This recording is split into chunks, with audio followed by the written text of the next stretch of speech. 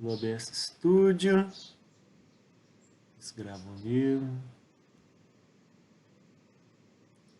Compartilhando tela.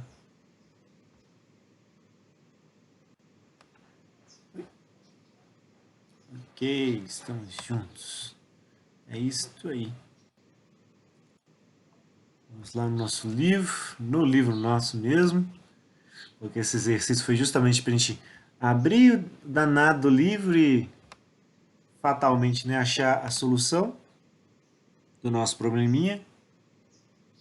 E por que eu estou fazendo isso? Primeiro, para a gente ficar sempre atento, né?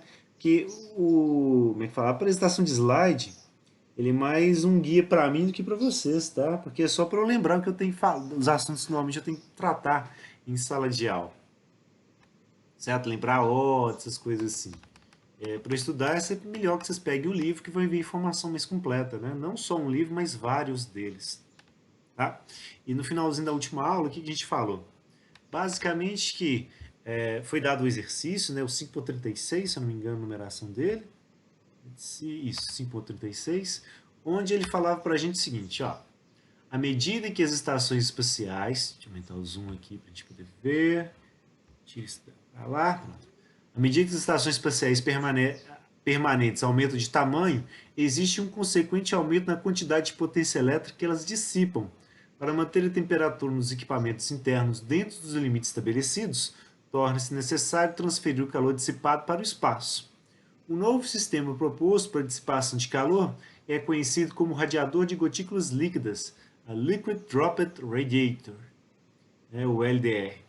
E aí o que acontece? O calor é inicialmente transferido para um óleo espacial, um óleo normal, tá? Não é espacial não. Só usar no espaço. Para alto vácuo, certo? Qual que é a ideia dele? Na hora que você soltar ele no espaço, ele não vai, vamos dizer assim, virar milhões de pequenas partículas e sair. Vai sair como uma gota, ou seja, então ele tem força de coesão muito elevada, tá? Então, o que é então injetado no espaço exterior na forma de uma corrente de pequenas gotículas. A corrente percorre uma distância L qualquer, aquela que está mostrando para a gente, ao longo da qual se resfria pela irradiação de energia para o espaço exterior, que se encontra em temperatura absoluta de igual a zero. As gotículas são então coletadas e retornadas para a estação espacial. Então é basicamente isso. Você pega óleo, joga ele no espaço em direção ao como é que fala? Onde vai ser feita a coleta das partículas, então elas vão saindo com a temperatura mais alta, transferem calor por radiação para o espaço e o retorno lá para a estação, certo? E pede para a gente fazer o seguinte, considerar que nas condições, né, considere as condições nas quais as gotas com emissividade igual a 0,95 e diâmetro de 0,5 milímetros são injetadas no espaço a uma temperatura TI de 500 Kelvin e uma velocidade de 0,1 metros por segundo. As propriedades do óleo são ρ igual a 885 kg por metro cúbico, calor específico é de 1900 Joule por quilograma Kelvin, condutividade térmica de 0,145 watts por metro Kelvin, supondo que cada gota irradia calor para o espaço, tá, a temperatura, né, de 0 Kelvin, determine a distância L necessária para que essas gotas atinjam o coletor a uma temperatura final de 300 Kelvin. Qual é a quantidade de energia térmica dissipada em cada gota? Então é basicamente isso que ele quer dizer, certo?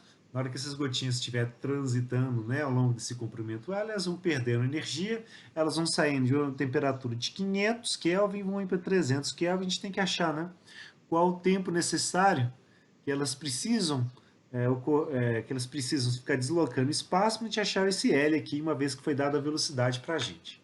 Tá? Muito bem. Antes de a gente ir para a solução, vamos dar uma olhadinha aqui. Ó. A gente chama de análise geral via capacitância global. O que acontece? Quando a gente estava estudando na apresentação de slide, a nossa análise ficou muito restrita. A gente estava basicamente com um corpo que não tinha geração de energia, certo? Não, a única transferência de calor que tinha era por convecção, certo? E o livro veio tratar para a gente justamente do que a gente vai fazer, né? Ou o que a gente deveria fazer caso a gente tenha outros tipos de processo, como por exemplo, transferência de calor por radiação para uma vizinhança, certo? A gente pode ter também um fluxo térmico de condução por um pedaço dele, Então, pode ser que tenha algum tipo de energia que entra, alguma outra energia que vai estar saindo. Então, nesse caso que ele falando, embora a condução transiente um sólido normalmente iniciada para transferência de calor por convecção em um fluido adjacente, outros processos podem induzir condições térmicas transientes no interior do sólido. Por exemplo, ele pode estar separado de uma grande vizinhança por um gás ou por vácuo, as temperaturas de um sólido vizinhança forem diferentes, é o caso ele trocar calor aqui por condução. A troca de calor por radiação poderia ser causar uma variação na energia interna térmica do sólido, descendo a sua temperatura, mudanças na temperatura do sólido também podem ser induzidas pela aplicação de fluxo térmico sobre a superfície. Então, basicamente o que ele vem falando é que existem muitas possibilidades, né, para que esse corpo aqui ele acabe trocando calor também. Então, se não for só o efeito da convecção, a gente vai ter que refazer de novo o nosso balanço de energia, e é justamente o que ele quer que a gente faça. Então, ele vem falando para a gente o seguinte, ó. A figura 5.5 mostra a situação geral na qual as condições térmicas no interior do sólido podem ser influenciadas simultaneamente pela convecção, pela radiação, pela aplicação de um fluxo em sua superfície e pela geração interna de energia. Então, até isso pode parecer. Considere-se no instante inicial, né, T igual a zero, a temperatura do sólido está em TI, que é uma temperatura homogênea para o corpo como um todo, e é diferente da temperatura do fluido, da temperatura da vizinhança, e tanto o aquecimento superficial quanto o volumétrico, né, vão ser adicionados para a nossa análise. Então, o balanço de energia vai ter que incluir esses termos todos, certo? Então, ele fala, ó, fluxo térmico posto, né, que seria esse fluxo está vindo aqui na face esquerda do corpo. Deixa eu subir só um detalhezinho aqui. Beleza. Seria esse fluxo estaria vindo aqui. E essa transferência de calor por convecção e radiação ocorre nas regiões da superfície exclusiva, ou seja, a superfície aqui de fora. Não está dizendo que vai ter muito de entrada e muito de saída. As transferências de calor por convecção e por radiação são presumidas saindo da superfície. Além disso, embora as transferências de calor por convecção e radiações tenham sido especificadas na mesma superfície, a superfície pode ser, na realidade, diferentes. Ou seja, você pode ter uma superfície para troca de calor por convecção e outra para troca de calor por radiação. Depende, né? Por exemplo, se tiver vácuo aqui, a transferência de calor por convecção é zero. E a de radiação continua existindo. Tá? Então, ele vai fazer basicamente aplicar, né, fazer a conservação de energia. Então, ele começa lá, a taxa de energia que entra, que seria o fluxo de calor por condução que teria nessa superfície aqui, vezes a área, certo? Mais a taxa de energia que vai estar sendo gerada. Saindo, a gente vai ter as taxas de transferência de calor, tanto por convecção quanto de radiação, que está logo aqui, certo? Vezes a área para elas. E, além disso, a gente vai ter a variação de energia no corpo. Então, densidade, né? Volume do corpo, calor específico e a variação da temperatura em relação ao tempo, certo? Se ele pega as expressões aqui em função dos coeficientes de radiação e de convecção, ele vai simplesmente escrever dessa forma aqui, ó, ou abrindo os fluxos, né, de convecção e radiação. Vai ter o coeficiente convectivo e diferente temperatura na superfície do corpo, menos o T infinito, que é a temperatura do ar que está na vizinhança, mais o termo aqui da emissividade, constante Stefan Boltzmann, temperatura da superfície, a quarta, né? Menos T da superfície elevado à quarta. Aliás, T da vizinhança, né? Ele está trocando calor com o que ele chama de vizinhança distante, certo? É a mesma ideia. A gente vai calcular a taxa de transferência de calor por radiação, né? De um corpo, né? Com um ambiente externo, a gente não usa normalmente a temperatura do fluido que está ao redor dele. A gente usa a temperatura, na verdade, do céu, que, é uma outra, que tem uma outra modelagem. Tá? Normalmente ela é mais fria que a temperatura ambiente, em torno de uns 5 graus. Tá? Não faz parte muito do nosso escopo falar dessa temperatura do céu, só quando a gente adentra muito mais a radiação que a gente vai adentrar dentro da disciplina. Tá? Mas qual que é a ideia? Desse formato aqui, a gente tem justamente aquele problema. Enquanto esse termo aqui, ó, dessa temperatura aqui, ela está relacionada à temperatura de todo o corpo, essas temperaturas aqui estão relacionadas à temperatura da superfície. Então, para começar o problema, o que ele vai fazer primeiro, né, vai ser simplesmente, ou para a gente começar a modelar, vai ser simplesmente adotar, né, o método da capacitância global. Aí ele iguala essas temperaturas aqui, né, a própria temperatura do corpo ou iguala a temperatura do corpo de superfície, tanto faz, a mesma coisa, certo? Então, esse seria um detalhe. E aí o que a gente tem que fazer seria resolver essa expressão. E aí, como normalmente demanda uma solução numérica, ele vai indo por partes. A primeira coisa que ele vai fazer, tratar nessa seção 5.31, é justamente tratar como se a gente tivesse só o efeito da radiação. Então, indo resolvendo por partes, tá?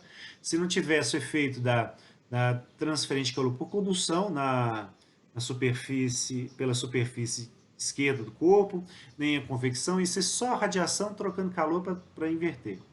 Então, o que ele vai fazer? Se for só a radiação, o balanço de energia ficaria nesse formato aqui. Ó. A taxa de variação da energia no corpo, né, vai ser igual a energia que vai estar saindo por radiação. Então, por isso, sinalzinho de menos aqui. Certo? E o que ele vai fazer?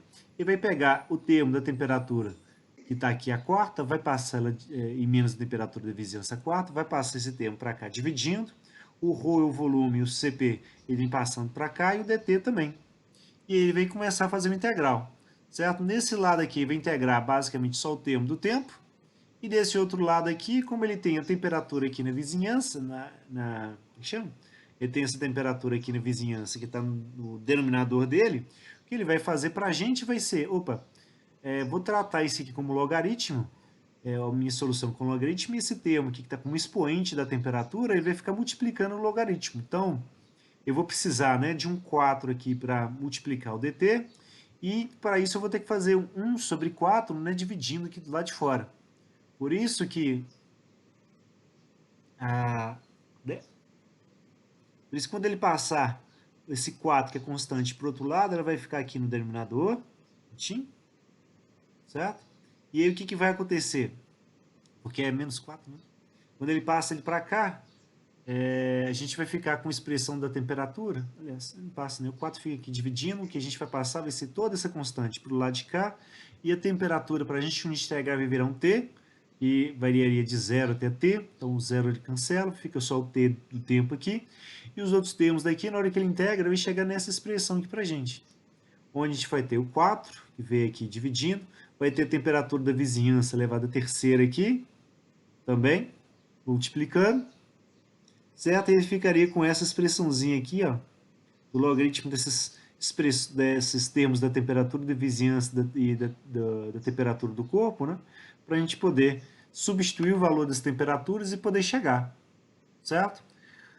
Detalhe, como ele tem esse T da vizinhança aparecendo em um monte de termos, no caso nosso, no nosso problema, onde a gente tem, né, que ele vai trocar calor com espaço, essa temperatura da vizinhança aqui, ele está considerando como 0 Kelvin, certo? O zero dessas tangentes aqui, ó, vão fazer com que o valor dessa tangente, ou o valor aqui dentro dessa tangente, vai para um valor muito alto, e para a tangente vai basicamente eliminar esses termos aqui, certo? Vai dar uma tangente de zero, a gente fica preocupado com eles. Aqui dentro desses termos, vai praticamente simplificar um com o outro.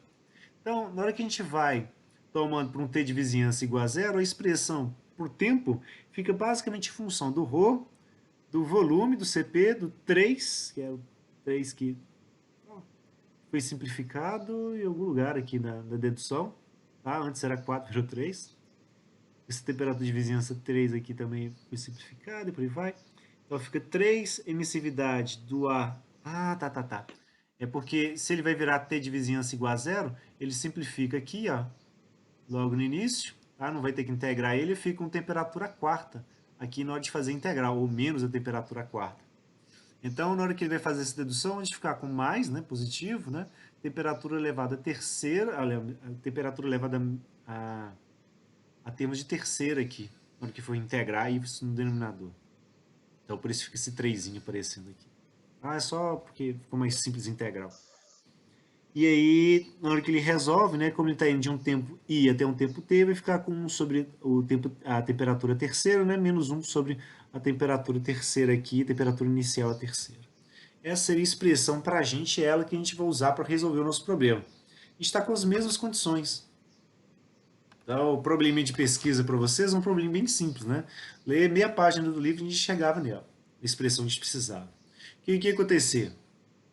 Uma vez para a gente teria essa expressão nesse formato, e aqui nesse problema eu estou adotando, né, o volume pela área da superfície da esfera, né, na hora que a gente faz a simplificação, a gente ficar com o raio da esfera por 3, certo?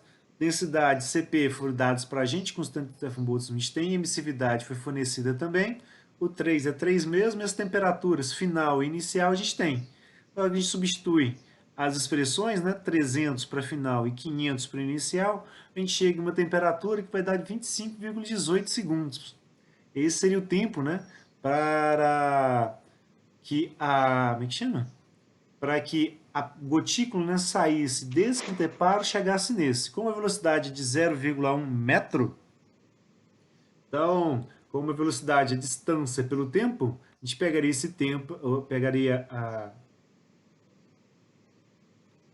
o tempo, né, multiplicaria pela velocidade e acharia lá 2,518, né, metros para essa distância toda aqui, certo? Só multiplicar por 0,1 esse valor aqui que a gente chega na distância, 0,1 metros por segundo, certo? Essa seria a solução dele, bem simplesinha.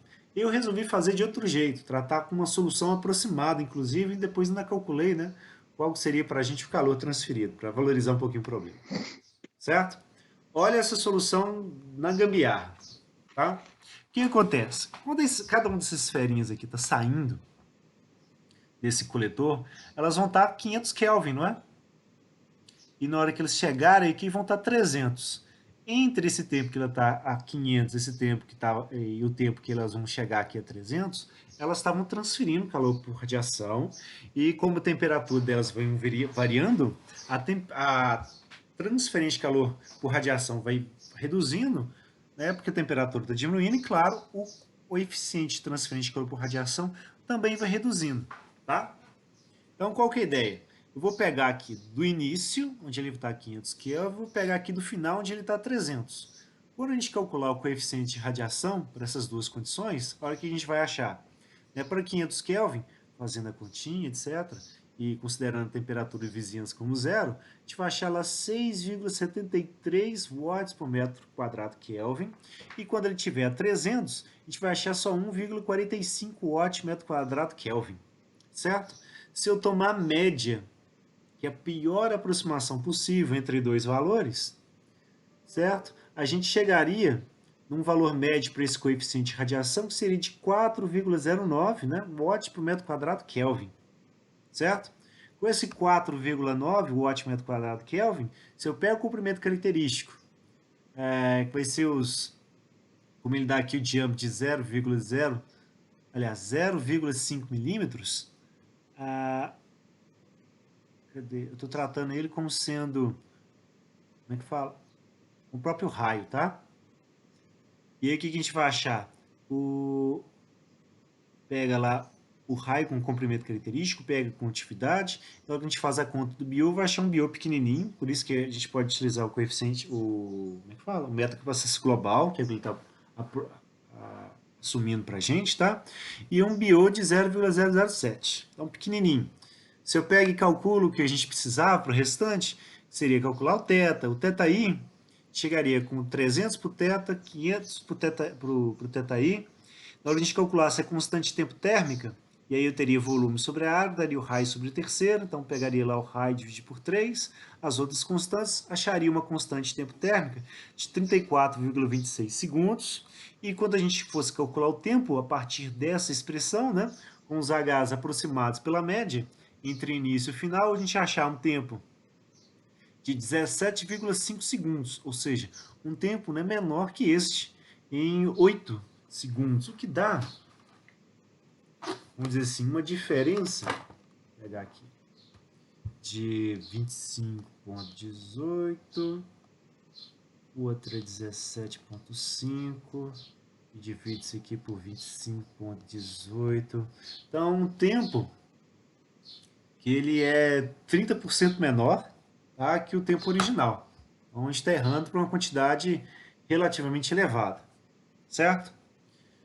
Aí fica ruim demais, pessoal. Está errando por muito nessa aproximação. Tem jeito da gente aproximar mais, certo?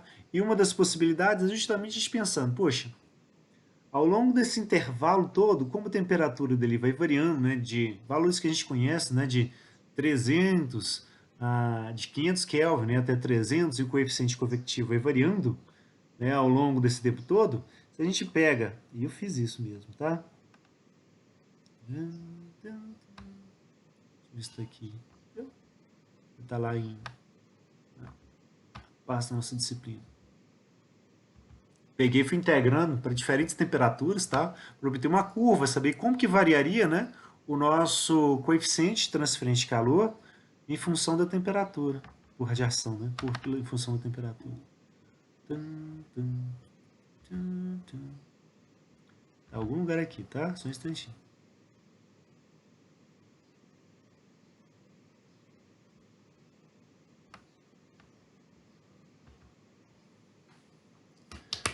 Guardando para abrir.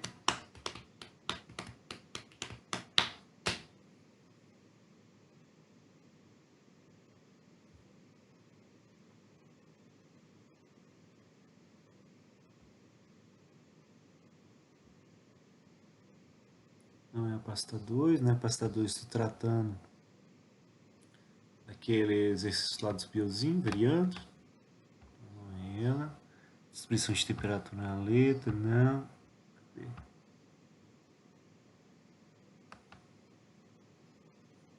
Ué?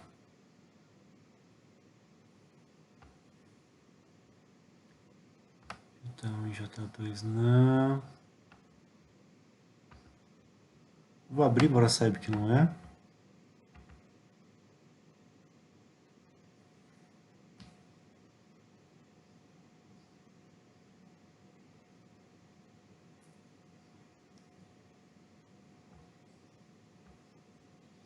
Fiquei estudando as funções de Bessel, tá? Saber mais ou menos o comportamento de cada uma delas.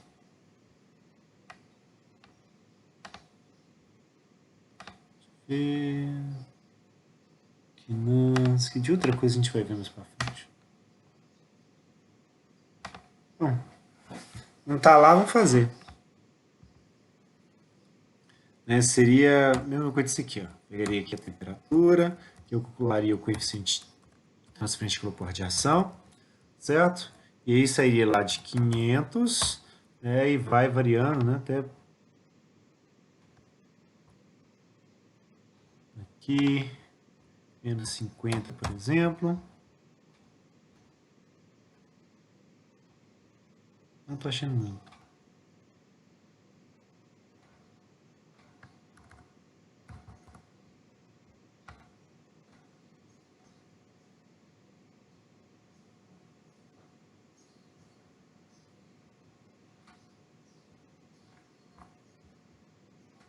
Não precisa fazer muito não, porque o resultado já está pronto. Tá? E aí entraria, né, com emissividade, que é 0,95, constante Stefan Boltzmann 567, vezes 10 elevado a menos 8, vezes o termo da temperatura, né, elevado a terceira. Basicamente, que seria esse termo aqui, eleva a terceira, para a gente chegar lá no primeiro coeficiente de radiação e aqui nos outros, certo? Qual que é a ideia disso? Se a gente vem e out, seria gráfico, um gráficozinho assim, selecionar dados, adicionar, vamos dar X aqui pra gente, vamos colocar até aqui no 20, pelo menos, depois eu posso querer aumentar, aqui no 20 também.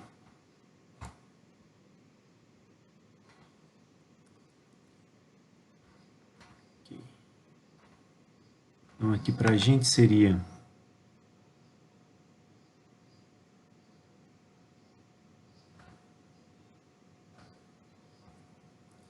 coeficiente de radiação, função da temperatura. Isso para o nosso problema, tá?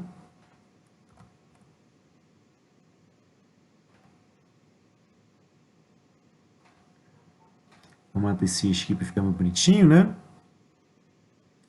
E eu não quero nesse formato, eu quero no mínimo o menor valor para ele.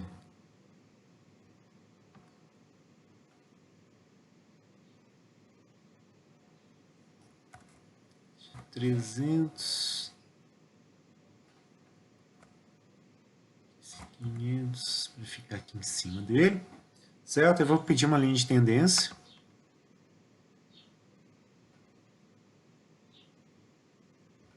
polinomial. Eu vou precisar de equação por gráfico de um R quadrado, certo? Para quê? Observar, né, qual vai ser o comportamento dele. Aqui, com, como é que fala? Uma expressão de parábola, né, já está com um R quadrado suficientemente bom. Talvez porque a gente esteja tratando, né, com poucos pontos. Se a gente aumentar, de repente, 20 aqui, por exemplo, também vai dar.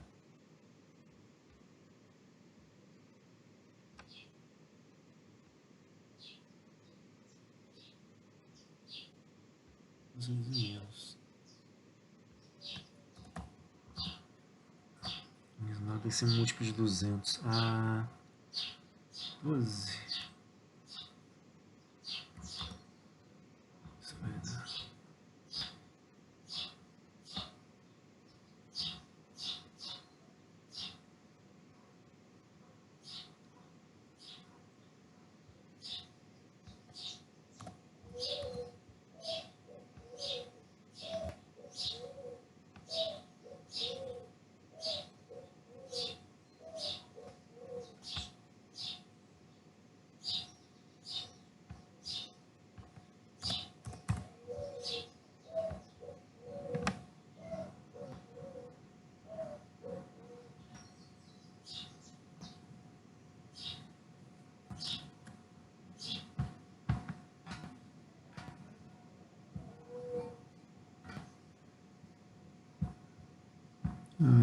Ficou bonito. Mais pontos aqui, para a gente ter 300. Mesma coisa aqui para H. Certo? Para pegar direitinho essa linha de tendência aqui, com mais pontos, etc. E aí o que acontece? Uma vez que eu tenho mais ou menos, né, um comportamento para ver como que esse H está variando, ou seja, tem uma expressão para o H em função da temperatura, eu vou vir aqui, ó, e fiz o seguinte. Bom, já que o H varia com a temperatura, o que eu posso fazer é o seguinte. Se eu fizer uma integral ao longo dessa curva aqui, eu vou ter a área pela... Como é que fala? Eu vou ter basicamente, né, a área debaixo da curva, né? E se eu dividir ela, como é que fala? Pelos extremos que a gente teria para fala? Se eu pegar os extremos que a gente teria entre os tempos, seria basicamente a gente pegar, poxa, se eu te mantivesse, né, se eu mantivesse a perda de calor, né, por exemplo, a 6,75 watts metro quadrado Kelvin, o tempo que seria necessário para que ocorresse, né, a transferência de calor seria de 49,35. Tá? Isso com base nos coeficientes diferentes que a gente tivesse. Né? Se fosse 6,73, a gente ia demorar 10,65 segundos, né, para trocar todo o calor que as esferas iam precisar. Se a gente mantivesse, né, só nessa faixa aqui de 1,45, a gente precisaria de 49,37 segundos para que isso terminasse. Então o H para a gente vai estar variando com temperatura, se ele fosse H diferente estaria variando o tempo, e o que eu vou querer para a gente é basicamente pegar uma integral, né, de um tempo do tempo de 10,63 até o tempo de 49,37 para esse H em relação ao tempo. E aí o que acontece? Eu estaria pegando, na verdade, um coeficiente de radiação médio para a gente poder trabalhar. Fazendo esse teorema do valor médio, que a gente achar 2,68 watt metro quadrado Kelvin, certo? Ele é menor, né, do que o valor médio, certo? A gente tinha tratado antes. E se eu calculo a partir dele, né, constante tempo térmico e calculo o tempo necessário, a gente vai achar um tempo dos mesmos 25,18. Tá? Erros de truncamento são aplicáveis aqui. E aí, constante tempo térmico para a gente ficaria em 49,29 segundos. Então, uma outra possibilidade de a gente poder trabalhar. Tá? Muito menos, vamos dizer assim, muito menos baseada nas deduções, né? Mais pela própria... mas pelo próprio comportamento, né, do coeficiente de transferência de calor por radiação, né, e esse método matemático aqui, que é o teorema do valor médio, para a gente achar qual seria um coeficiente adequado, né, para a gente poder trabalhar. Então, estava fazendo aqui em função da temperatura, certo? Para poder mostrar como que a gente chega nela, por exemplo, mas poderia também avaliar qual seria o tempo para poder chegar nessa mesma. Mas claro, né, para poder chegar no valor correto, eu teria, como é que fala? Para eu poder chegar no valor correto, eu precisaria primeiro supor ele, né, pela expressãozinha para ter o meio de comparação, e eu precisaria treinar, né, qual que seria o tempo, né, para cada um dos coeficientes de transferência de calor por radiação. Ou seja, depois a gente chegaria aqui nesse H aqui, eu veria qual que seria o tempo necessário, né, para que ele resfriasse até a temperatura de 300 Kelvin, saindo de 500. Certo? Então, seria aplicando as expressõezinhas lá da capacitância térmica. E chegando esse tempo, criaria um outro gráfico, função do tempo, só para mostrar como que funciona. E pegando a expressão dele, integrando, a gente chega no mesmo valor. Tá? Essa é basicamente a ideia para a gente. Então, um meio alternativo de fazer, mas esse aqui é muito mais rápido, mais simples. Certo? Vamos explorar mais um pouquinho. Alguma dúvida, gente?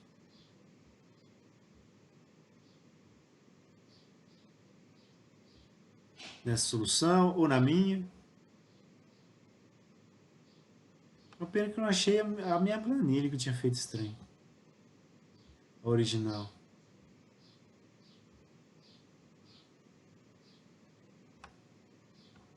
Tranquilo, né?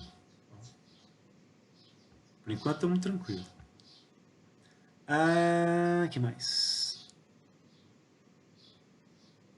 Vamos continuar aqui, ó. A outras soluções que ele vai dar para a gente é o seguinte, ó.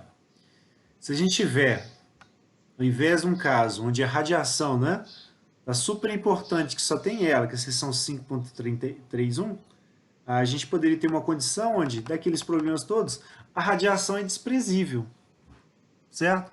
Se a radiação é desprezível, a solução que a gente teria para a equação diferencial, a gente chegou aqui na 5.15, seria, né, sem esse termo aqui da radiação, a gente pegaria, né, o fluxo de condução, a geração de energia que poderia existir, né, a convecção e a variação no tempo, radiação que a gente desprezar.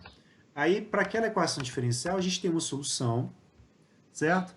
Que pode ser obtida se a radiação for desprezada e todas as grandezas, exceto o tempo, foram independentes do tempo, definindo uma diferença de temperaturas que seria, né, a temperatura menos T infinito, para a qual a derivada de relação ao tempo da temperatura em excesso é a mesma temperatura em relação ao tempo, porque para sair de uma para outra é só somar e subtrair constantes. Então, a equação diferencial ela fica nesse formato aqui e ela fica diferencial de primeira ordem para ser resolvida. Isso porque ele está assumindo para a gente também que o fluxo de calor por condução que a gente tem na parede, ele vai ser um fluxo constante. Foi o que ele falou para a gente logo aqui no início. Opa. Que tudo, exceto a temperatura, né, a gente vai manter como valor constante. Certo? Então, independentes do tempo. Na hora que a gente integrar e chegar a uma outra solução para esse θ aqui, que vai ter mais ou menos esse formato. Na qual o A para a gente são as constantes todas, né? O H, área de superfície, ρ, volume, Cp. Ele tem um outro B, porque ele está assumindo que as áreas de superfície são diferentes. Tá? E ele está acrescentando a ele também, dentro do termo do B, a taxa de geração volumétrica, dividido pelo ρ, volume Cp. Certo? E ele chega nesse formato aqui, que dá para resolvê-la ainda, né, num outro formato, que é uma abordagem similar. A gente, em vez de tratar como o θ desse jeito, a gente pode pegar o θ, né, passar as constantes dividindo aqui sobre o B, a gente chega numa outra constante, que seria o θ', que seria o próprio θ menos o B sobre A, certo? Para entrar aqui no lugar. E aí, de toda forma, a gente chega numa expressão desse formato aqui, ó, que ao resolver, a gente vai cair numa solução de logaritmo, né, que é só passar o θ', né, para aqui para baixo, o termo do tempo passa para o outro lado, menos o A, etc. A gente integra, esse termo aqui vira logaritmo, e aí vira, a gente tira exponencial dos dois lados, fica θ por θi asterisco, né, e aqui exponencial de A menos T. Então, na hora que ele abre as expressões, né, de θ, a expressão de temperatura vai ficar em função disso daqui, que abrindo mais um pouquinho, chega uma expressão grandinha assim, mas que estaria explicando para a gente como que um corpo, né, trocaria calor por convecção com o ambiente, ao mesmo tempo que ele está recebendo energia de uma superfície em uma taxa constante, certo? E gerando energia internamente a ele. Tá? Então, seria uma outra condição para a gente poder utilizar. Professor, e se eu não tiver o fluxo de calor constante? Vai basicamente simplificar mais os termos, né? Porque aí, no termo do B, está aparecendo aqui para a gente, certo? Nele, o termo da... Como fala? O termo do fluxo, ele está entrando como constante, vezes a área de entrada, certo? Então, se ele some, aí eu ficar com um B que vai depender só da geração de energia. Então, se o corpo estiver gerando energia e transferindo calor por convecção, a expressão ficaria nesse formato do mesmo jeito, só que o B seria mais simples de calcular. Tá? A ideia basicamente é essa. Então, tem mais opções, né? Não são só aquelas coisas que estão lá na apresentação de slide. Então, é importante manter os livros, né? A apresentação de slide é um resumo. Tá um bom resumo? Tá um ótimo resumo, certo? Mas ao mesmo tempo é resumo, não tem tudo. Nem esse livro tem. Tá? Isso que normalmente estuda por mais de um livro. Então, vem aqui, ó. Em alguns, se a gente tiver, por exemplo, um coeficiente de transferência de calor por convecção com um coeficiente convectivo variável, o que acontece? E aí, se esse coeficiente, por exemplo, for um de convecção natural, que depende da temperatura da superfície, por exemplo, o que vai acontecer é que o H para a gente ele vai ficar variando em torno de uma expressão desse tipo aqui, que vai ter uma certa constante, que vai estar multiplicando, é diferente de temperatura da superfície menos a temperatura do meio elevado a um n qualquer, certo? E aí, quando a gente trabalha esse vai representar, né, o fluxo de calor por convecção, ele ficaria em função de menos o H, que seria isso para a gente, a área, então, essa é a taxa, né? T menos a temperatura da superfície menos a temperatura do meio. Então, esse fluxo aqui de convecção, ele basicamente seria igual, né, a como que a energia variaria, né, em função do tempo dentro do corpo. E aí, resolvendo, depois de alguma matemática, ele chega numa expressão desse tipo aqui que a gente pode utilizar também. Então, tem muito mais possibilidades de estudos para esses problemas do que a gente normalmente começa a trabalhar, certo? E qual que é a ideia? A gente pega um outro problema, a gente poder mexer com ele, seria o caso aqui, ó. Placa plana, tá? O coeficiente convectivo para a gente é variável. Ele é o problema 5.14. A gente tem uma folha de cobre, certo? Aí a condutividade para ele de 401 watt por metro Kelvin. A espessura para ela, ele está falando é de 2 milímetros. Já está dizendo que a espessura é 2L. Normalmente, para a gente associar aqui, provavelmente deve ter convecção dos dois lados, então a gente vai ter que tratar o comprimento característico como metade da espessura, certo? Então o exercício já vem dando dica para a gente. Ele fala, então, a temperatura inicial de 118 graus Celsius e ela é ele é subitamente imersa, né, em água líquida, resultando em ebulição em suas duas superfícies. Então, na hora que ele pega a folha e joga dentro da água, como a água está quente, vai ter um processo ali de transferência de calor que vai ser por convecção e essa convecção vai ser bifásica, certo? Para ebulição, a lei de resfriamento de Newton é representada por esse formato, né, onde o fluxo de calor por convecção é igual ao coeficiente convectivo, que multiplica a temperatura de superfície menos T infinito, certo? Na qual ele fala, né, que a temperatura da superfície do sólido, T da saturação, a temperatura de saturação do fluido. Nesse caso, para a água, está considerando como 100 graus. E o coeficiente de transferência de calor vai ser avaliado como sendo 1010 watts por metro quadrado, Kelvin é a terceira, que multiplica a temperatura da superfície menos a temperatura da vizinhança ao quadrado. Pede para determinar o tempo necessário para a folha atingir uma temperatura de T igual a 102 graus Celsius.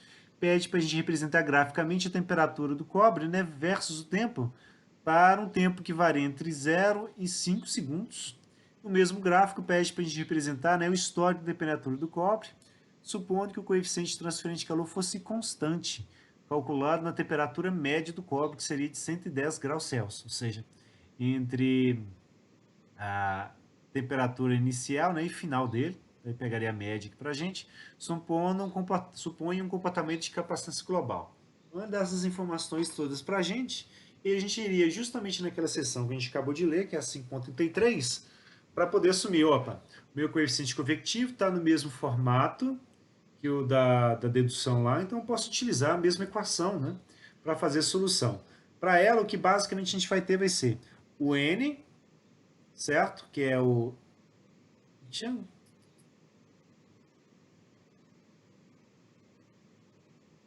É o mesmo n que aparece aqui com o índice, tá? Está multiplicando o termo do h.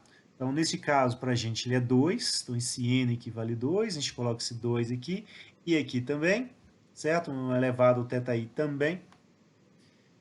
E a gente pega, né? O CP foi dado, o θi como é que fala? É simples, né? Que é, o 118 menos 100, então vai dar 18, tá fácil.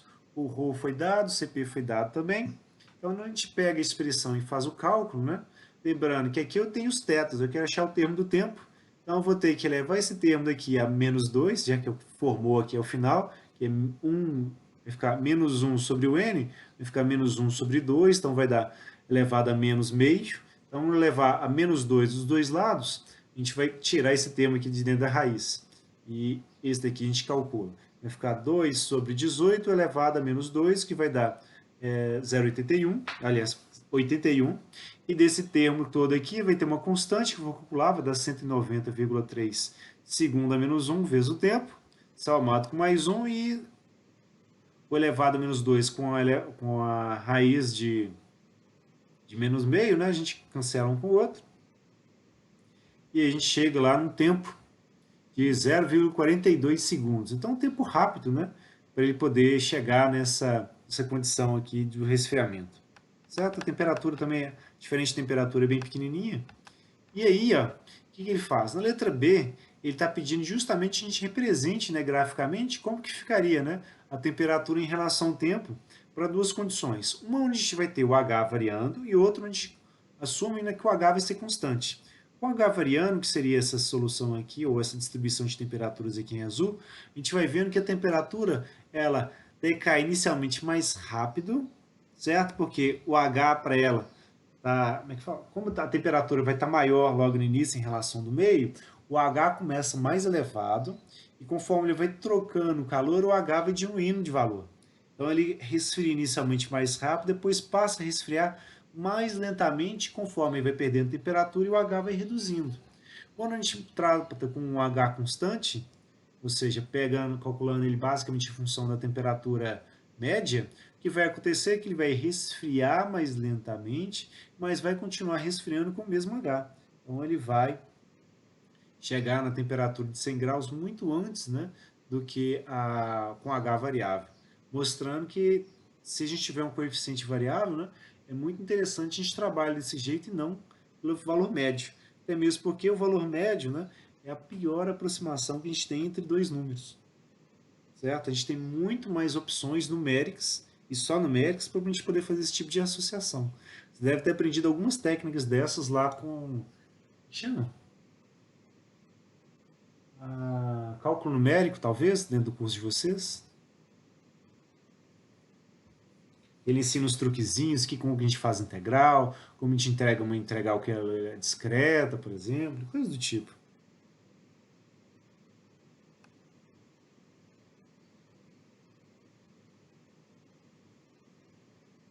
Certo? Aqui são as contas que foram feitas, tá?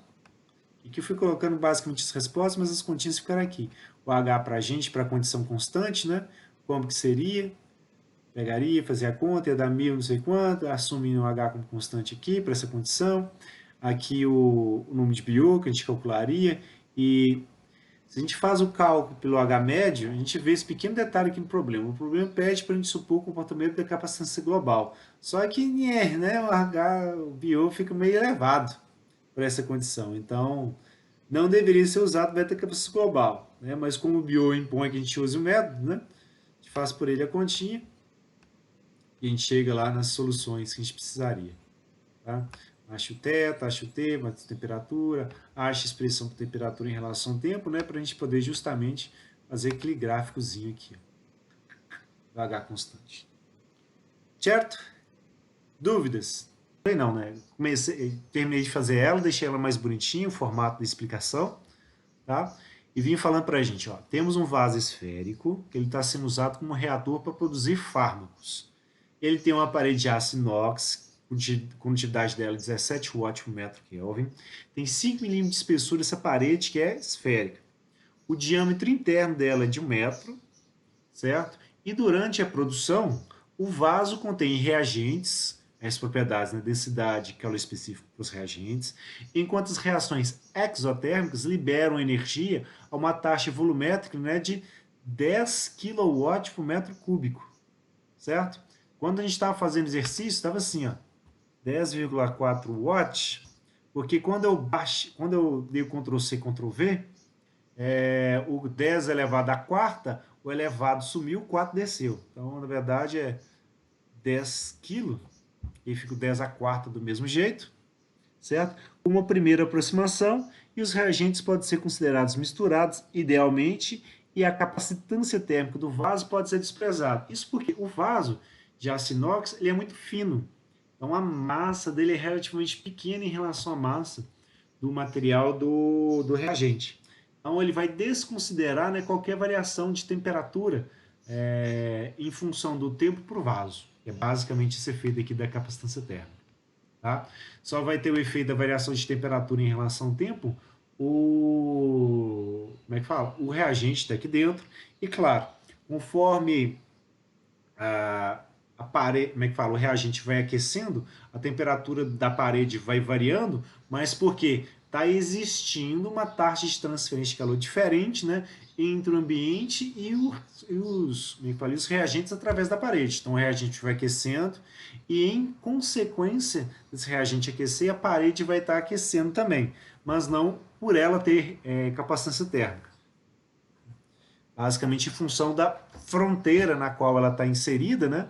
E de um lado ela vai ter o ambiente, que vai estar a 25, e do outro lado ela vai ter os reagentes que estão aquecendo. Tá? Então eu venho falando para a gente. A superfície externa do vaso está exposta a um ambiente, cuja temperatura é de 25 graus Celsius, no qual pode-se admitir um coeficiente de transferência de calor por convecção de 6 watts por metro quadrado Kelvin, e sendo que a temperatura inicial dos reagentes é 25, qual deve ser a temperatura dos reagentes após 5 horas de processamento e qual a temperatura correspondente na superfície externa do vaso. E na letra B, que é que a gente explore o efeito de variar o coeficiente convectivo nas condições transientes no interior do reator. Note o seguinte, no problema em si, ele não deu qual seria esse coeficiente convectivo, certo? No interior do reator. Ele está falando só do externo. Então, o interno a gente não sabe, certo? E depois a gente vai ter que ir variando ele. Então, para resolver o exercício, eu adotei algumas hipóteses, tá? Primeiro, e seguindo basicamente essas premissas aqui do enunciado, tá? A primeira é, o meio reagente possui temperatura e geração de energias uniformes, ou seja, é como se o meio ele se comportasse como como é que fala? Se comportasse sem um gradiente de temperatura neles. Estão assumindo que a gente vai trabalhar com a meta-capacitância global para resolver o problema, certo? E a geração no interior dele vai ser uniforme, certo? O que de fato é para um monte de reações quando a gente tem algum tipo de agitação, tá? Segundo aqui, ó, o reator possui capacitância térmica desprezível, é o que ele está falando aqui do vaso, né? Ele poder desprezar a capacitância térmica dele. E qual que é a consequência dele? Ele vai representar apenas uma resistência térmica. Ele não vai absorver nada da energia que vai estar atravessando ele. Tá? E a terceira aqui fala o seguinte, em relação a essa parte aqui da letra B, e vai influenciar bastante para a gente ler. A resistência térmica de convecção entre o meio reagente, certo? E a superfície interna do reator é desprezível. O que eu estou dizendo com isso? Basicamente, já que a gente vai ter que explorar, eu estou assumindo que esse coeficiente inicial ele é muito grande, certo? Daí faz com que a resistência térmica de convecção ele vá para um valor muito pequenininho. E daí eu não vou nem considerar ela em primeira análise. Quando a gente for trabalhar a letra B, aí sim eu vou considerar ela para a gente ver o que vai acontecer com as temperaturas, né, no reagente, certo? Então a temperatura na superfície interna do reator ela vai ser igual à temperatura do meio do reagente, certo? Ou do meio reagente, perdão. Porque o que vai acontecer? Se eu vou ter uma resistência de convecção que é muito pequenininha, aí a temperatura na parede interna do vaso vai ser a mesma do material do reagente. Porque é como se eu pegasse a resistência de convecção que existiria entre um e outro e curto-circuitasse ela, dizendo, olha, é muito pequenininha, vou desprezar, para a gente poder resolver. Certo? E aí a desenho agora, em vez de ficar aquela esfera roxa que eu fiz com a beiradinha preta, peguei o desenho lá do Solution, tá muito melhor para a gente, mostrando, né? O vaso de pressão aqui em aço, o ar aqui ao redor, né? Criando o coeficiente convectivo, etc. O nosso meio reagente vai começar a 25 graus Celsius, com a taxa de geração de 10 a quarta, o ρ aqui, o Cp, etc. E mostrando para a gente, né, quais seriam os diâmetros, certo? Aqui o diâmetro externo está errado, porque no enunciado para a gente, ele é 5 milímetros de espessura, certo? Então, se o diâmetro interno é 1 metro, o diâmetro externo seria 1,01 metro, certo? Porque eu teria duas espessuras de 5 milímetros. Aqui no enunciado, na figura do solution, né, ele colocou com o diâmetro errado, certo? Em relação ao enunciado.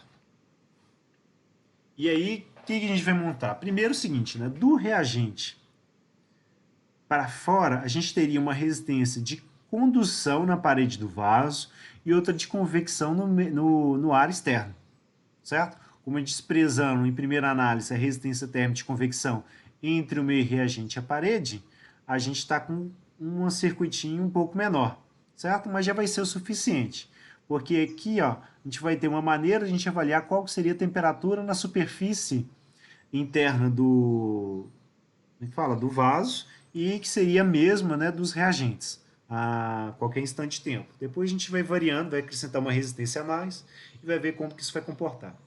Tá? E o que vai acontecer? Já que é um vaso esférico, a resistência é a resistência de parede esférica. Então a gente pega lá, né, 1 sobre o raio interno menos 1 sobre o raio externo sobre 4π vezes o K. Certo? Substituindo, quem que seria o raio interno? Seria os 0,5 metros. E o raio externo seria os 0,5 metros mais uma espessura. Então daria para a gente 0,505 metros.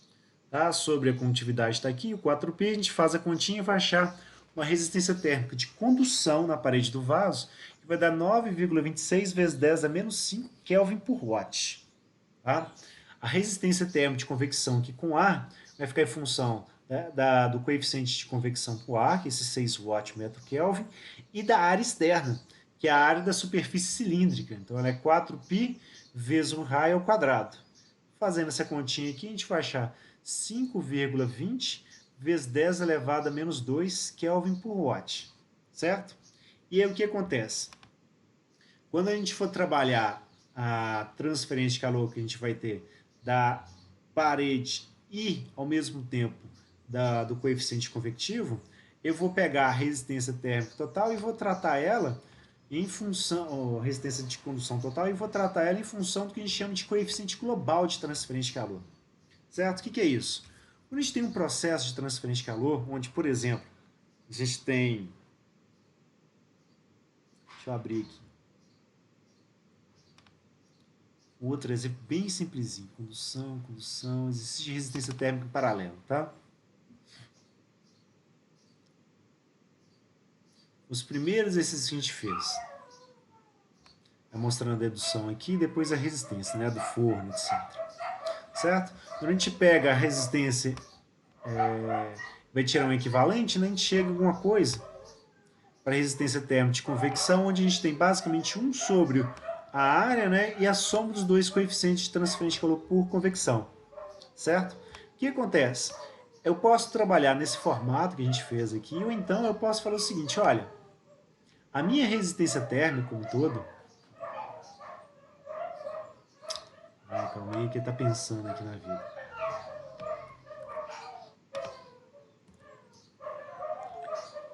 A minha resistência térmica,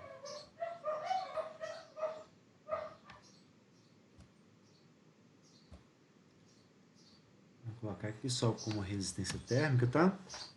Posso trabalhar nesse formato, ou então eu posso inverter os dois lados, tá? Vou levar tudo a menos 1.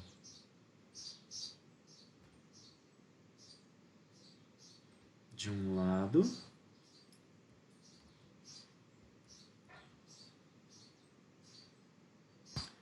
Nossa, me ajuda aí, viu? Word. Invertir de um lado, vou inverter do outro. Ctrl C. Ctrl V. Invertir de um lado, invertir do outro. Tá aí, ó. Certo? O que acontece? É comum que a gente trate esses eventos aqui que multiplicam a área, depois a gente trabalha com essa resistência invertida, né, em função do que a gente chama de coeficiente global de transferência de calor, certo? Ele é basicamente para a gente, né, a resistência térmica multiplicado por essa área que a gente tem aqui para troca de calor, certo? Isso serve tanto para processos quando a gente tem coeficientes convectivos que a gente vai somar, ou também serviria para a gente se tivesse algum evento, por exemplo, de uma resistência numa parede que aparecesse algum pedaço aqui da nossa transferência de calor. Porque ele basicamente vai fazer o papel seguinte, ó, resistência térmica, vou brincar aqui para a gente. Resistência térmica para a gente, ela é basicamente a diferença de temperatura pela taxa. Então, delta T, né, dividido pela taxa de transferência de calor. Então, se eu pego minha resistência térmica, né, inverto ela, igual eu estou fazendo aqui, ó,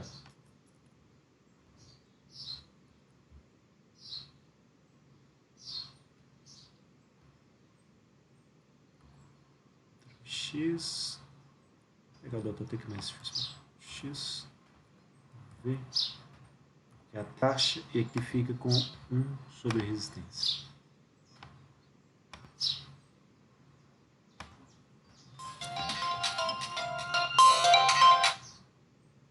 Chamadas aqui, Ctrl X. Só fazendo essa inversão aqui, certo? Se a gente tiver, por exemplo, uma taxa de transferência de calor que é por convecção,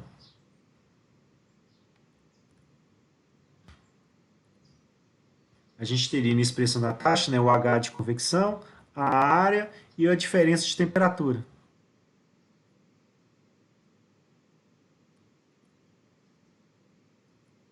Certo? Só substituindo aqui na expressão, eu teria um delta que seria a temperatura de superfície, mas está infinito.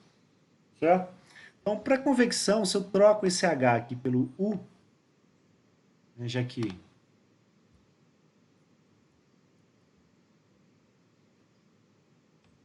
Ctrl C,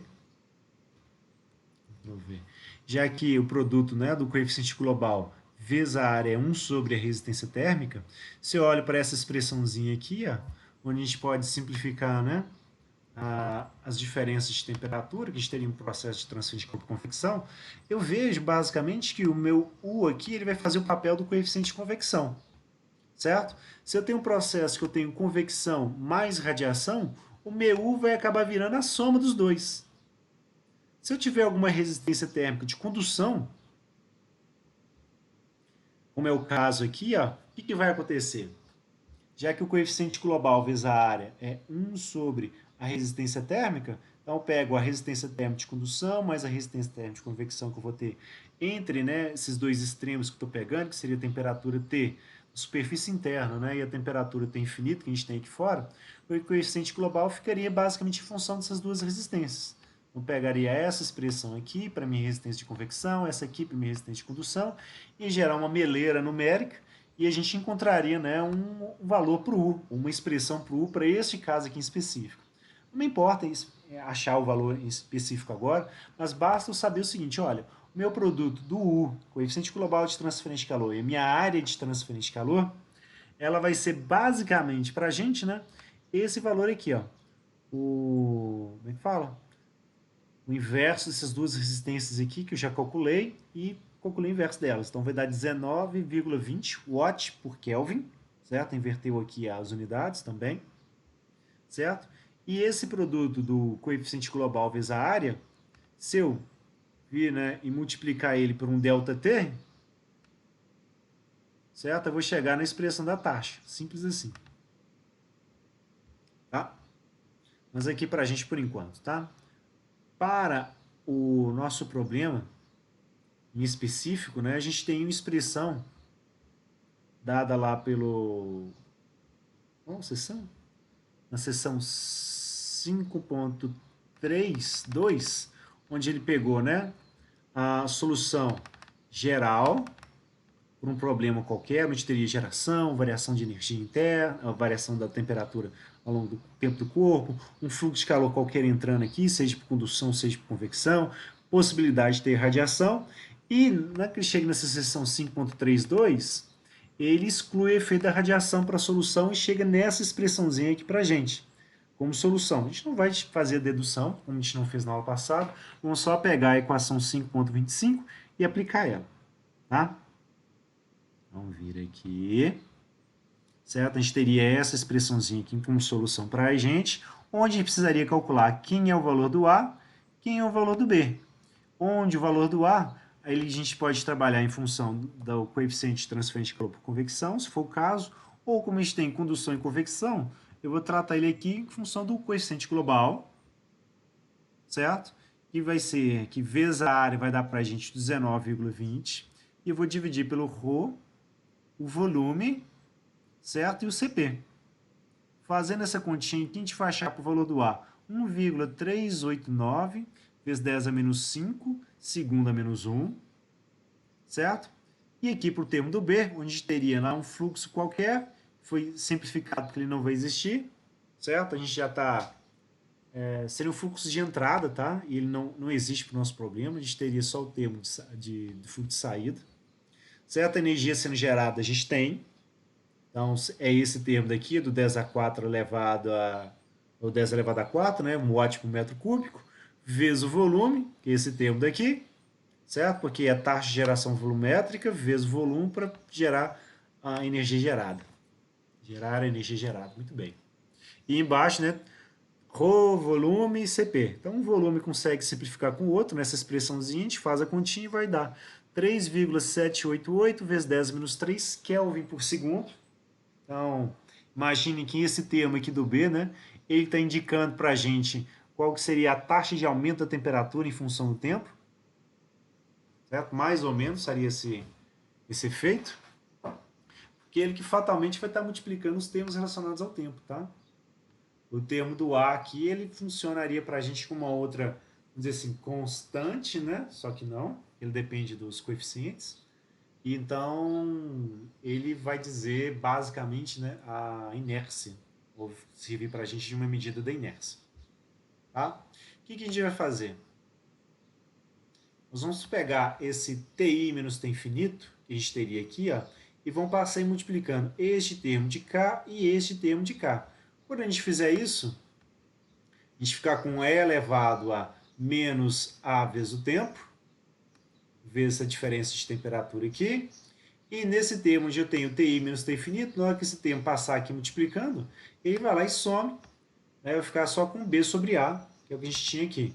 No nosso caso, como a gente tinha, né, a temperatura inicial do nosso corpo, né, a 25 graus, que é a mesma do ambiente, que é o que o enunciado fala para a gente, né, supondo que tudo começa a temperatura no ambiente, né, os reagentes estão também a temperatura de 25 graus Celsius. Então, o que vai acontecer aqui? Esse termo aqui do TI menos T infinito vai dar zero. O que vai zerar para a gente? Esse termo aqui todo, certo? E na hora que a gente zerar ele, a gente ficar com a expressão mais simplesinha, ficar só com isso aqui, ó. Vou ter o T infinito, mais esse termo aqui, ó, que vai basicamente dizer para a gente com qual taxa ele vai aquecendo ao longo do tempo. Então, substituo os valores do A mais do B. O valor do A está aqui também, né, levando o termo do exponencial.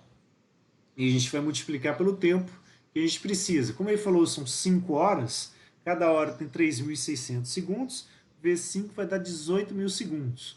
Então, fazendo a continha, chegaria uma temperatura para os reagentes, que também é a temperatura interna, né, da parede, seria de 85,33 graus Celsius. Certo, gente? Alguma dúvida até aqui?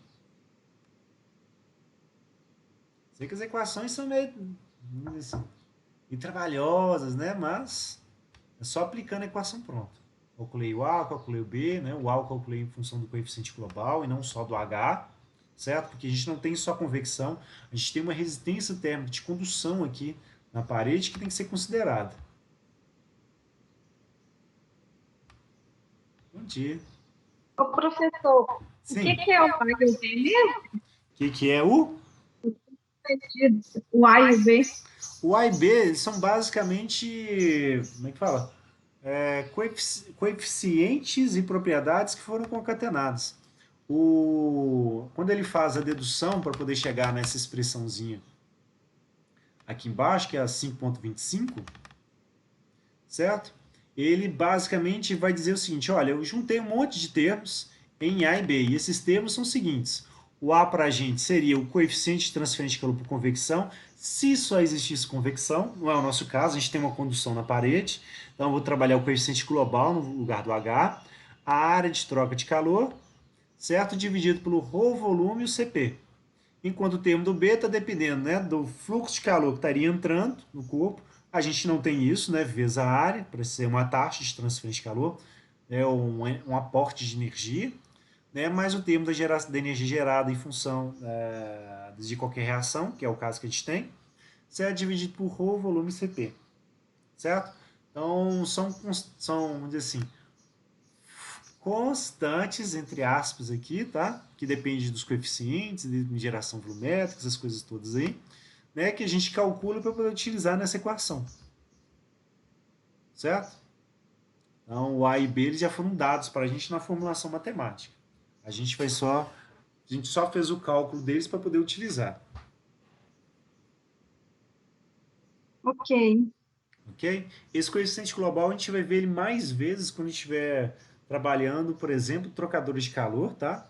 Justamente porque em trocador de calor você vai ter um fluido escoando, uma parede que vai separar ele, um outro fluido vai estar escoando. Então, para trocar calor entre um e outro, eu vou precisar, além da resistência de condução, das resistências de convecção nos dois fluidos. E aí a maneira de trabalhar é com esse coeficiente global também, tá? Só adiantando um pouquinho, né? Mas é algo que já é esperado, tá? Da gente trabalhar mais para frente. Não é nada que está obscuro, etc. Só porque para esse exercício ele acabou surgindo antes, tá? Mas a gente já ia trabalhar ele mais para frente.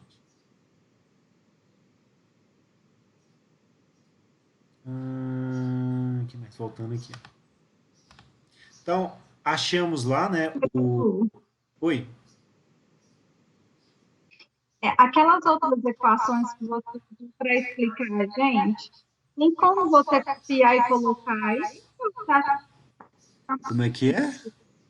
muito cheio? Deixa eu aumentar o meu áudio aqui. As equações Tá que você, picando. Pode falar? aquelas equações que você pegou de resistência paralela, e aí você comparou para mostrar para a gente como você chegou aqui nessa resistência de condução, de convecção, e Sim. no coeficiente global, tem como você colocar aí também no arquivo? Elas já estão no. Como é que fala? Elas Ela está lá em já estão paralelo, no né? Canvas, tá? Eu só não tem o quê? O que eu quero Ah, escrever em cima, mas é matéria que eu já coloquei para vocês. Tanto que ele tá lá como exemplo pra gente, ó. Um dos exemplos que eu coloquei sim, é só resistência térmica e parede porque. paralela. Não, é porque às vezes quando a gente vai pegar esse exercício que você está fazendo hoje, às vezes fica um pouco perdida. E aí aquela explicação eu achei interessante, né? Como é que você colocou? Então, Por que que coloca ela chegou aqui no aqui? finalzinho, então. Ah, beleza. Obrigada.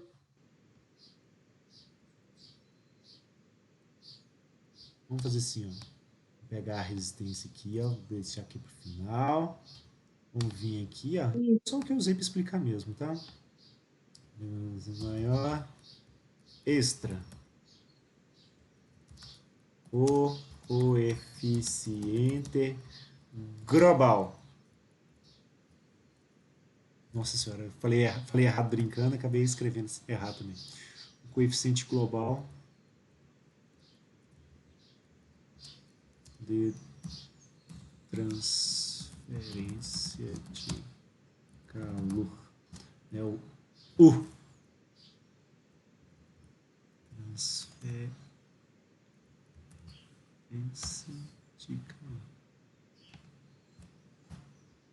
Aí, enquanto eu estou copiando e colando aqui, ó, falar que eu vi um filme ontem nesses sites de streaming, sabe?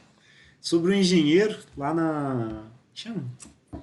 Lá na Dinamarca, quando eles estavam começando a pensar em turbina eólica, esses trem assim, ele estava lá mexendo ainda e desenvolvendo o projeto dele, enquanto ainda era aluno da graduação de engenharia que eles tinham na época. Engraçadíssimo. Não.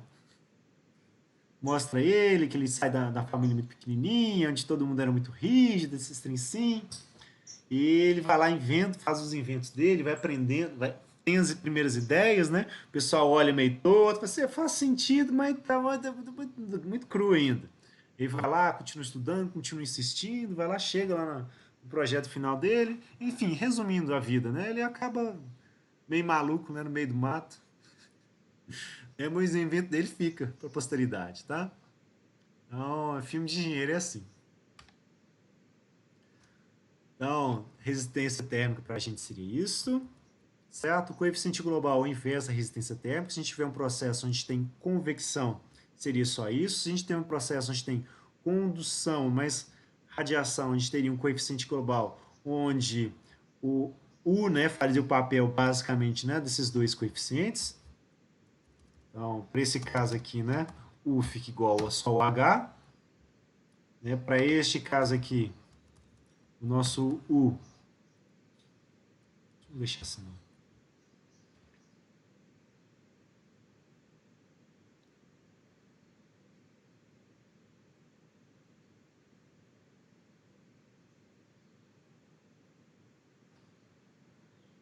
Ctrl,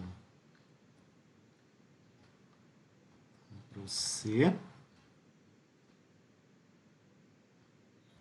Deixa assim, tá? A gente ir trabalhando cada um. Aí vem para a convecção.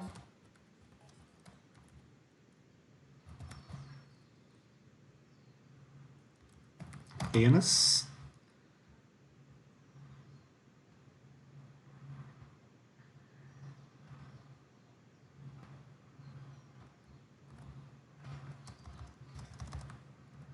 Então, a gente tem o U só igual a H.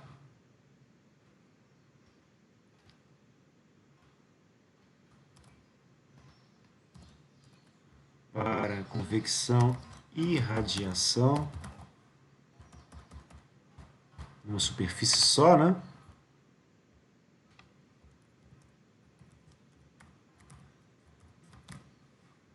Em uma superfície única.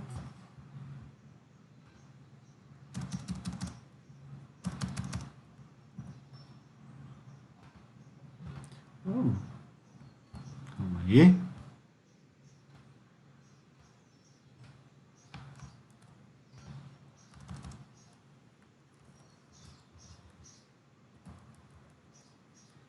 O U ficaria igual a esse aqui.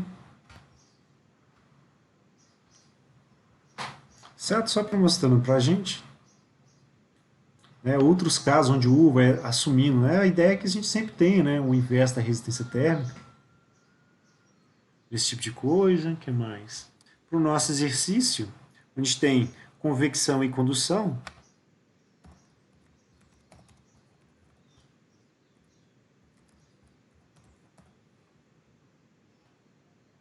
deixa eu pegar só um pedaço aqui, ó, nossa figurinha. Tá? Esse diâmetro aqui, ó, ele tá errado, ele é zero, como é que fala? Tem um zero aqui que não está aparecendo. Deixa eu vir para cá, até edito ele, já que eu vou mexer no pente. Eu queria resistência, né? Mas aproveita e já troca essa figura aí. Vai ficar mais bonitinho e mais adequado.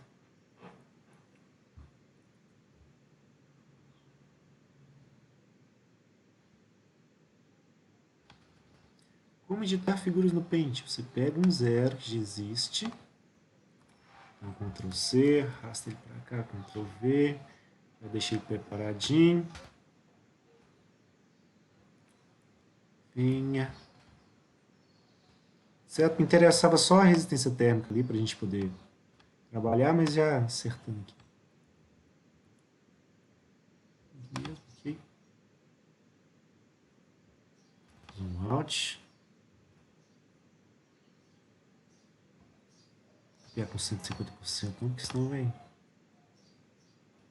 dar problema pra gente. E Ctrl C, volta aqui, tirar isto, Ctrl V, você quebra de texto automático, fique à frente do texto, venha para cá, tá bom? Agora a parte que interessava pra gente, para o nosso exercício. Opa. A gente tinha isso aqui ocorrendo, né?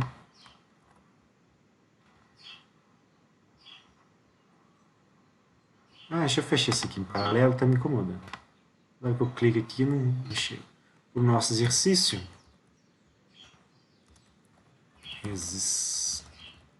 Onde há uma resistência de condução em série com uma resistência de convecção.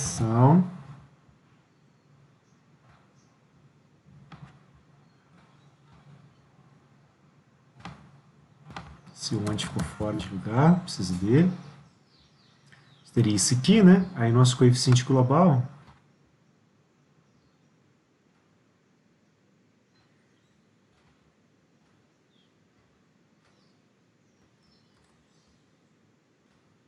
Deixa eu aproveitar aqui, tá? Porque vai ficar basicamente a mesma coisa que eu escrevi aqui, porque eu já quis deixar com detalhes. Certo? Aqui.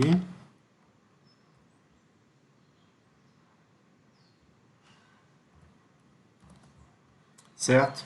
E o que a gente faria seria substituir, né, a expressão aqui da resistência térmica de convecção e de radiação. A de condução em parede cilíndrica, parede esférica. Então ficaria, assim, não ficaria um valor muito bonitinho. Ou uma expressão muito bonitinha. Depende muito do tipo de problema que a gente teria, tá? De condução estaria aqui. Certa de convecção.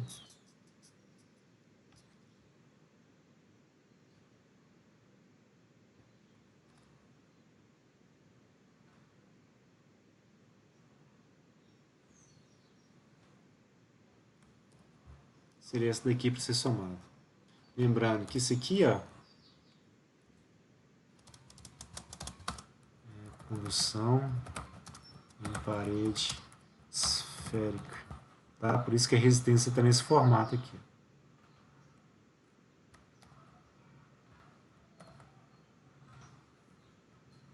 Tá? E é só esse efeito. Aí a gente substituiu pelos números que a gente já tinha calculado e chegou no que seria o nosso coeficiente global. Que seria basicamente esses termos aqui, né? Vezes a área. Não tem muito que mexer para isolar só ele, não.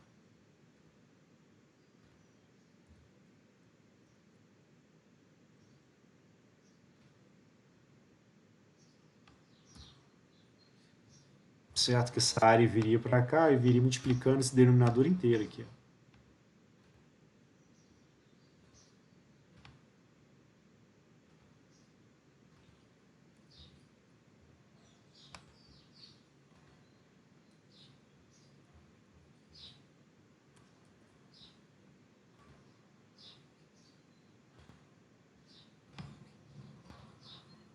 Certo?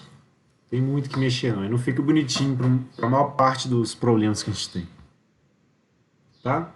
Então, na hora que eu postar o exercício para vocês, ele já fica, essa explicação já fica pronta aqui do coeficiente global. Tá? Então, o que a gente fez? Utilizou basicamente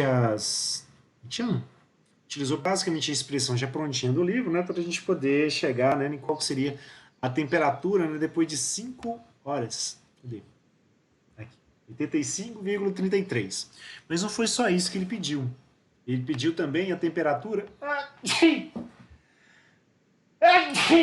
Ai, meu Deus. Ele pediu a temperatura na superfície externa do vaso. certo? Então, para a gente achar essa temperatura na superfície externa do vaso, ver aqui. O que eu fiz? Fui olhando pela taxa de transferência de calor. O que vai acontecer? Para a nossa resistência térmica, vou pegar ela aqui só para poder facilitar para a gente visualizar.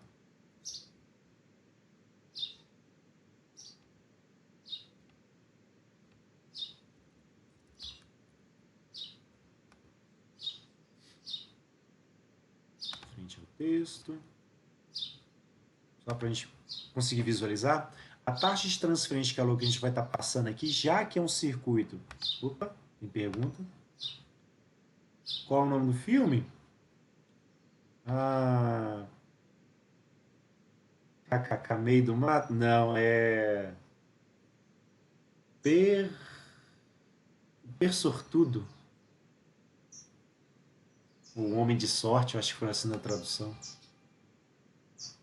Mas é a história de um engenheiro, vai indo, vai... não é um filme bonitinho, mas assim, que vai te fazer ficar feliz. O cara é super atormentado devido à criação dele, as escolhas que ele faz. Mas é como que as coisas começaram, né? O desenvolvimento da Dinamarca, né? Como que eles foram desenvolvendo a indústria hidráulica deles lá e ficaram livres de ter que utilizar tanto carvão, um monte de coisa. Então, seguindo lá, eu acho que é um Homem de Sorte na Netflix. Nossa. Criança chorando, não deixa a gente nem pensar. Então, para a gente achar a taxa de transferência de calor aqui, ó, é possível a gente calcular ela tanto nessa resistência, quanto nessa resistência daqui, quanto nas duas, certo? O que a gente precisa? Conhecer a temperatura, certo? E conhecer as resistências. Tá? No caso, a gente conhece essa temperatura, conhece essa resistência aqui, conhece essa. O que a gente quer encontrar é essa temperatura aqui. Então, o que eu vou fazer? Basicamente, eu vou encontrar qual que seria a taxa de transferência de calor, né, em um ramo. Primeiro aqui o de condução, então pegando na parede. Então, eu vou pegar lá a temperatura da superfície interna menos a temperatura da superfície externa, porque a taxa de transferência de calor vai estar aqui, ó, da direita para a esquerda, ou seja, de dentro lá do material reagente para fora. Certo? Então, daqui para cá, a maior temperatura é da superfície interna, então ela está aqui positivíssima. A outra é a temperatura externa aqui, a gente vai ter ela como menor, então ela fica aqui negativa. Sobre a resistência térmica de condução e apenas ela. Então, eu vou ter a temperatura T, que eu acabei de calcular, menos a temperatura da superfície externa, que eu vou querer descobrir, e dividido pela resistência térmica de condução. Certo? A taxa de transferência de calor eu não conheço ela ainda, mas eu sei que eu posso calcular ela também pelo seguinte: pegar a temperatura na superfície externa, que eu não tenho, certo? Menos a temperatura do meio, que essa eu tenho, é 25 graus, e essa aqui eu suponho que vai ser maior que esta. Por quê? O material aqui vai aquecendo, vai transferindo calor, então essa temperatura aqui vai ficando mais alta que as outras. Tá difícil hoje, é menino chorando, é telefone que não para. Deixa eu bloquear aqui para essas coordenação parar de me ligar. Cadê? Não perturbar, pronto. Povo chato. E aí, seguindo aqui, ó. Então, eu também não conheço a taxa de transferência de calor, não tenho essa temperatura aqui, mas agora eu cheguei numa condição onde eu tenho duas equações e duas variáveis. Então, o que eu vou fazer vai ser igualar as expressões da taxa de transferência de calor. Então, em um lado eu vou ficar com essa diferença de temperatura aqui, certo? Dividir pela resistência de condução. E na outra aqui eu vou ficar com a diferença de temperatura que eu tenho entre uma superfície e outra e a resistência de convecção. Tá? Seria uma boa questão para a prova, alguma coisa nesse sentido. Inclusive. Brincar com as resistências térmicas. Aí o que a gente faz? Vai basicamente isolar, né, a temperatura da superfície. Então eu pego esse termo aqui de resistência de condução, passo para cá multiplicando. Vai ver que vai ficar multiplicando a temperatura da superfície externa aqui também. Então, o que eu vou fazer? Pegar essa resistência de condução e essa resistência de convecção vezes essa temperatura na superfície externa aqui, passar ela para o outro lado, que seria esse termo, né? Ela estava positiva aqui, passou para o outro lado negativo. essa temperatura aqui estava positiva, passa para o outro lado negativa, certo? Essas resistências térmicas aqui, elas continuam multiplicando se tem infinito, e como o sinal aqui é negativo, continua negativo. Ou seja, a gente chegou numa condição onde todos os termos aqui da expressão ficaram negativos, então eu posso trocar o sinal de todo mundo para positivo, que vai dar na mesma, tá? E aí, o que eu vou fazer? Depois que eu troquei o sinal tudo para positivo, eu vou pegar a minha temperatura de superfície externa, que é o que eu quero descobrir, vou colocar em evidência, onde eu tenho um termo que está multiplicando pela resistência de condução pela de convecção, está aqui, certo? E eu tenho um termo que é só temperatura de superfície, então ela é 1 mais 1, dentro desse colchete aqui, que está sendo multiplicado pela temperatura de superfície externa. E o outro termo, bom, não mexemos nada nele, só ficou positivo. Então eu vou pegar esse termo daqui, vou passar ele dividindo, certo? E eu isolo, eu encontro a minha temperatura na superfície externa. Essa temperatura aqui, ó, ela tem que ser, né, um pouco menor que essa temperatura aqui do meio reagente, né? E tem que ser maior que a do meio. Então, fazendo as contas, a gente vai achar 85,22 graus Celsius, certo? E enquanto a do outro extremo aqui é de 85,33. Então, a gente achou 0,11 de diferença, certo? E era esperado uma resistência térmica, uma diferença de temperatura pequena. Por quê? A parede, a espessura dessa parede aqui, ela é pequena, certo? E a nossa resistência térmica de convecção aqui, ó, ela é relativamente alta. Se a gente for comparar um com o outro, né, enquanto a de condução é alguma coisa 10 a menos 5, a de convecção 10 a menos 2. Então a temperatura, né, dessa superfície externa tinha que estar mais próxima dessa aqui do que da temperatura do meio. Tá? E foi o que a gente achou. Certo? E aí finalizaria aqui a letra A. Alguma dúvida aqui no que a gente fez para as resistências térmicas? Como que a gente achou a taxa? Como que a gente isolou as... Como é que chama? Essas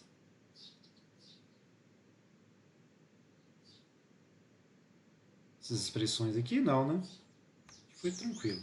Passo a passo. E aí na letra B, o que ele quer? Olha, ele quer que a gente explore o efeito de variar o coeficiente convectivo nas condições térmicas transientes no interior do reator. Então agora ele quer que a gente chegue e inclua, né, uma resistência térmica de convecção aqui, ó. Seria, na verdade, né, entre, né, o meio do reacional, né, e a parede do vaso.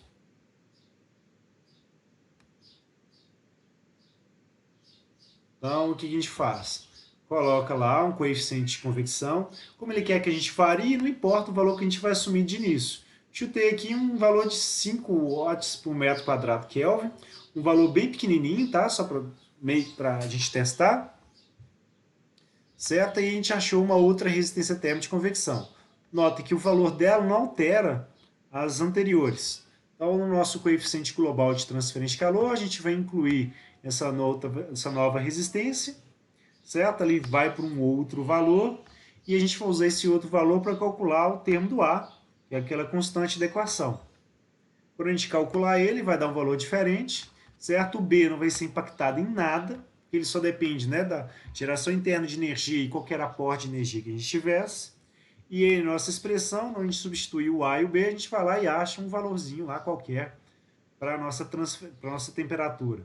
Na hora que eu comparo essa temperatura aqui, ó, com a temperatura anterior, que era de 95,33, a gente vai achar uma temperatura que vai ser 4,87% maior. Isso porque antes a gente estava assumindo que a resistência térmica de convecção era muito pequena, certo? Com esses 5 aqui que a gente colocou, ele ficou grande, tá? Então, em gráficos aqui para a gente poder observar direitinho, tá? Eu fiz aqui não para os 5, né, mas para 4 coeficientes diferentes, né, usando 1, 10, 100, 1000, só para a gente ter uma ideia do que vai acontecer. Para esse aqui, ó, seria a temperatura do meio reacional, tá? A cada hora. Então, para 1 hora, 2 horas, 3 horas, 4 horas, 5 horas. Então, para o H igual a... Para esse H de convecção igual a 1, a gente vai ter uma temperatura para o meio que vai chegar praticamente, né, como é que fala? 92 graus, certo? Para um H igual a 10, onde a gente vai aumentando essa resistência de convecção interna, então a taxa de transferência de calor vai acabar aumentando, o que vai acontecer é que o meio reacional vai perder mais energia. Então ela vem e decai aqui para uma temperatura que vai para 88,16, certo? E na hora que eu vou chegando em 100 e 1000 já não faz muita diferença, certo? As temperaturas aqui, ó, de 100 para 1000, eles vão dar praticamente o mesmo valor, certo? Por quê? Se esse H ele for aumentando, aumentando, aumentando, essa resistência térmica de convecção vai começar a ficar muito pequenininha e o valor dele não vai ter mais impacto nenhum sobre o coeficiente global. O coeficiente global ele vai ser basicamente, como é que fala? Descrito em função da maior resistência térmica, que no caso vai ser resistência térmica de convecção com meio externo. Então, se eu vou reduzindo esse termo daqui, ó, da convecção interna, a convecção externa começa a mandar mais ainda. Então, o efeito é que você não vai ter uma grande alteração no coeficiente global se você já ficar alterando os termos pequenos. Se quisesse afetar alguma coisa nele, seria atrapalhar, né, a resistência térmica maior que a gente tivesse. Caso fosse interesse, né, a gente aumentar a taxa de transferência de calor, certo? Para o meio reacional, às vezes é interessante justamente a gente faça o oposto. A gente tem, né, de repente, uma resistência térmica mais elevada, certo? Para que justamente a taxa de transferência de calor ele fique pequena. E aí a temperatura no meio, né, aumente para aumentar a velocidade da reação, certo? Claro, cada reação tem seu limite para que isso ocorra, certo? Justamente porque, dependendo da temperatura, de repente a gente não tem a reação que a gente está objetivando. A gente tem, de repente, começam a aparecer algumas outras reações que vão aparecer em função de ter uma energia de ativação mais elevada, certo? Então, cada processo tem que analisar, né? Qual temperatura seria mais adequada para que ela ocorresse. Tudo bem? Então, basicamente, esse aqui seria o formato, né, de como que a temperatura no meio reacional ia variando no tempo, né, com diferentes coeficientes convectivos. Dúvidas?